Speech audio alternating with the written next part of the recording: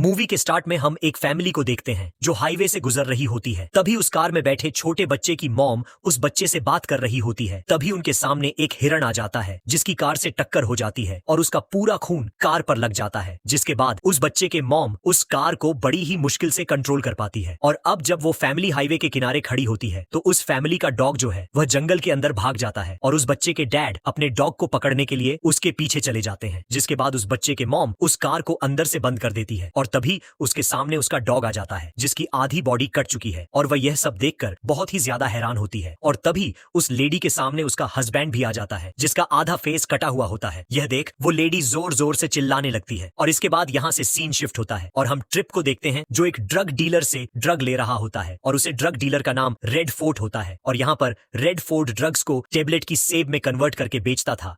और जब रेडफोर्ड अपने कमरे में जाता है तो ट्रिप जो है उसके सभी ड्रग को चुरा लेता है और तभी वहां पर रेडफोर्ड आ जाता है। अब ट्रिप डर के मारे एरिया 52 के पास जाने वाला होता है जो एक खतरनाक रास्ता होता है और रेडफोर्ड उसे संभल कर गाड़ी चलाने के लिए कहता है। इसके बाद हम देखते हैं कि ट्रिप अपने दोस्तों के पास जाता है जो कि नेल्सन, ग्रे, जैक और कुकी होते हैं और वह सभी दोस्त घूमने के लिए एरिया 52 में जाने वाले थे। और जब वो हाईवे से गुजर रहे होते हैं तो हमें पता चलता है कि जैक जो है वो एक अंधा आदमी है।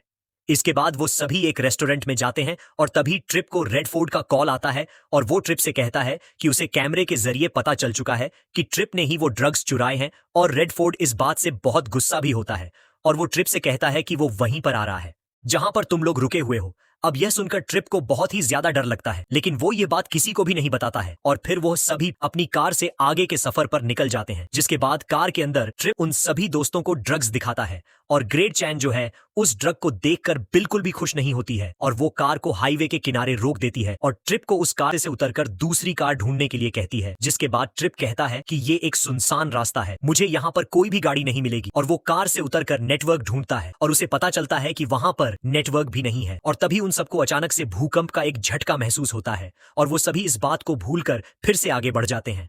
अब यहाँ पर ग्रेचन ट्रिप को आगे वाली स्टॉप पर उतारने वाली होती है और जब वो कार से जा रहे होते हैं तभी उन्हें वहां पर एक और कार दिखती है जिसका एक्सीडेंट हो चुका है। मगर मोबाइल में नेटवर्क ना होने की वजह से वे लोग पुलिस को कॉल नहीं कर पाते हैं और वह सभी एक गैस स्टेशन पर पहुंचते हैं और वहां पर ग्रे चन ट्रिप को वहां पर छोड़कर जाने वाली होती है लेकिन अब उसकी कार वहां पर खराब हो जाती है। जिसके बाद ग्रेच को ट्रिप की मदद लेनी पड़ती है और ट्रिप उस गाड़ी को ठीक करने लगता है और जब ट्रिप उस गाड़ी को ठीक कर देता है तो उन्हें फ्यूल की भी जरूरत होती है मगर उस गैस स्टेशन पर फ्यूल बिल्कुल भी नहीं होता है। और जब वो लोग उस रेस्टोरेंट के अंदर जाते हैं तो उन्हें वहां पर कोई भी इंसान नहीं दिखता है और वह पूरा रेस्टोरेंट खाली होता है और वहां का फोन भी काम नहीं कर रहा था। इसके बाद वो सभी लोग परेशान होते हैं और फिर वे लोग एक मोटल रूम में रुकने का डिसाइड करते हैं।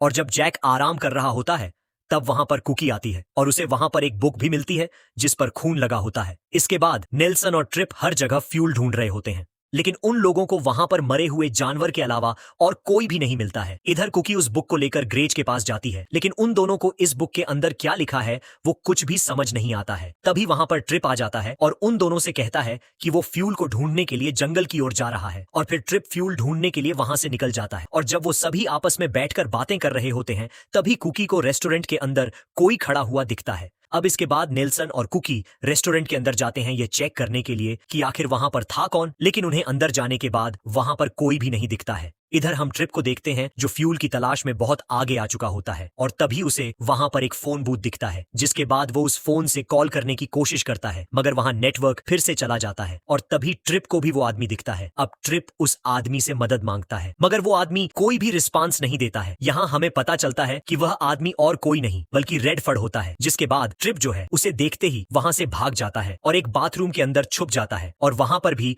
रेडफोर्ड आ जाता है। और इधर जब जैक अकेला बैठा हुआ होता है तभी उसे एक परछाई महसूस होती है। इसके बाद ट्रिप जब रास्ते पर चल रहा होता है तो उसे हाईवे पर एक गाड़ी दिखती है और उसे लगता है कि वह गाड़ी रेडफोर्ड की है, इसीलिए वह भागकर हाईवे के किनारे पहुंच जाता है। और जब वो गाड़ी रुकती है तो हम देखते हैं कि उस गाड़ी के अंदर कोई और आदमी है जिसका नाम हेनरी था। और वह अपनी वाइफ रोज की तलाश में इधर उधर भटक रहा है। इसके बाद हेनरी ट्रिप को देखकर बहुत ही अजीब तरह से हंसता है। अब ट्रिप उसे बताता है कि उसके दोस्त यहाँ से कुछ ही मील दूर फंसे हुए हैं। अब हेनरी उसे लिफ्ट देने के लिए भी कहता है और ट्रिप बहुत सोचने के बाद हेनरी की मदद के लिए तैयार हो जाता है और फिर वो दोनों थोड़ा सफर करने के बाद उस रेस्टोरेंट तक पहुंच जाते हैं। इसके बाद हेनरी जैक और ग्रेचन को अपना नाम बताता है और कहता है कि वो उसकी वाइफ को ढूंढ रहा है, लेकिन वो उसे कहीं पर भी नहीं मिली है। तभी हेनरी को अचानक से उसकी चेस्ट के अंदर पेन होने लगता है, जिसके बाद ट्रिप उसे उसकी गाड़ी के अंदर वापस बैठा देता है। इसके बाद नेल्सन और कुकी एक कमरे के अंदर होते हैं। तभी वहां पर ट्रिप आ जाता है और सभी खिड़की और दरवाजे बंद करने के लिए कहता है।